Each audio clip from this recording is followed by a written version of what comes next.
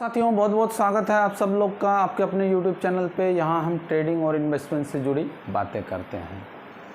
तो आइए शुरू करते हैं अपना टॉपिक। उससे पहले जिन भाइयों ने बहनों ने अभी तक सब्सक्राइब नहीं किया हमारा चैनल, सब्सक्राइब ज़रूर कर लें, ठीक है। तो आज का जो टॉपिक है निफ्टी 50 स्ट्रेटजी टुमारो। आज जैसे अपने एक्सपायरी के दिन देख ही लिया कितना बड़ा मोमेंटम रहा, ठीक है। ज़्यादातर लोगों ने इसमें पैसे गंवाए होंगे, इसकी मैं गारंटी ले सकता हूँ। क्यों ले सकता हूँ? क्योंकि बाज़ार बहुत देर तक साइडवेज रहा, ठीक है। वन वे अगर ट्रैफिक रहता है तो उसमें ज़्यादातर लोग पैसे कमाते हैं। कोई छोटा अमाउंट कमाता है, कोई बड़ा अमाउंट कमाता है, ठीक है। लेकिन जब साइडवेज रहता है तो ज़्यादातर लोग लॉसेस करते हैं और यहीं पर जो है प्रॉफिटेबल ट्रेडर अच्छा प्रॉफिट करके निकल जाता है, ठीक है। कम से कम वो लॉसेस तो नहीं ही करता है क्योंकि उसको मालूम है कितना लॉस देना है। तो क्या हो अगर हमें पहले से पता हो कि निफ्टी कल कहाँ जाने वाला है? क्या किसी को मालूम है? किसी को मालूम नहीं है। लोग कहते हैं कि FIIs और DIIs के डेटा को देख के काम करना चाहिए, लेकिन क्या इन्हें भी एग्जैक्ट पता है? नहीं पता है फ्रेंड्स, किसी को नहीं पता है। दुनिया में बस दो ही लोग हैं जिन्हें पता है कल का बाज़ार क्या होगा। पहला तो ज्योतिषी और दूसरा भगवान, ठीक है। इन दोनों के अलावा किसी को नहीं पता कि बाज़ार कल कहाँ जाने वाला है। इसलिए किसी की बातों में ना रहें, खुद से ही ट्रेड करें। और ट्रेडिंग में दो तीन बातें मैं आज बताऊंगा जो कि बहुत ज़्यादा इम्पोर्टेंट होने वाली है। पहला तो है कि प्रॉपर प्लानिंग होना चाहिए। जो भी है आपका प्लान फुल प्रूफ होना चाहिए, ठीक है। प्लानिंग में हर कुछ आ जाता है, सब कुछ आ जाता है, ठीक है। प्लानिंग में टोटल चीज़ आ जाता है। लेकिन एक और चीज़ जो है स्टॉप लॉस, ये भी प्लानिंग का हिस्सा है, लेकिन ये अकेला प्रॉपर प्लानिंग के अलावा ये स्पेशली इतना ज़रूरी है कि बाकी जितनी चीज़ों पे आप प्लान कर रहे हैं अकेला आपको स्टॉप लॉस पे उतना काम करना होगा, ठीक है। अगर ये दो चीज़ें हैं तो थर्ड चीज़ें जो है वो है ट्रेडिंग जर्नल।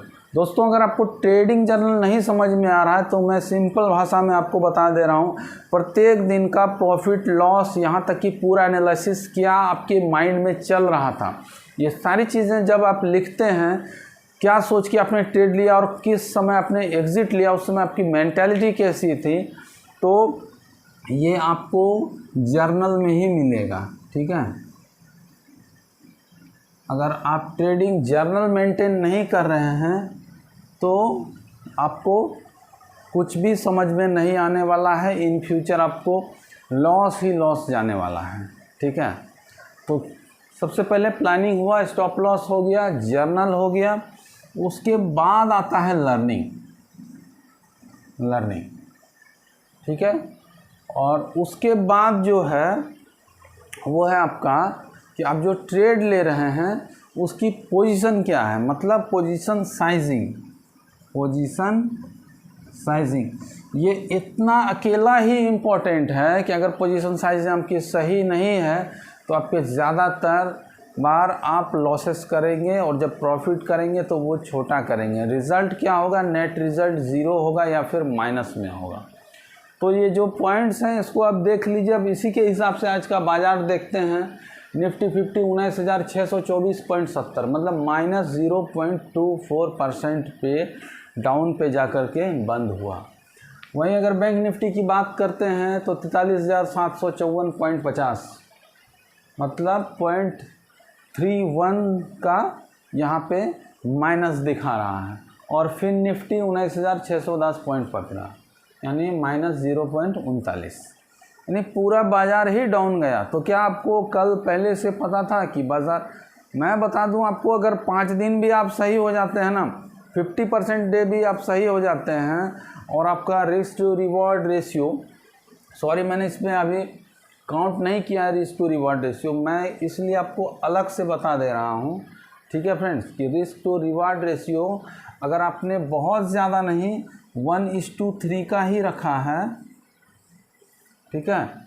तो मान के चलिए 5 दिन प्रॉफिट हुआ तो 5 तिया 15 रुपया आपका प्रॉफिट हुआ, 5 दिन लॉस हुआ तो -5 कर देते हैं तो भी 10 रुपया आपका एग्रीगेट प्रॉफिट ही गया, ठीक है।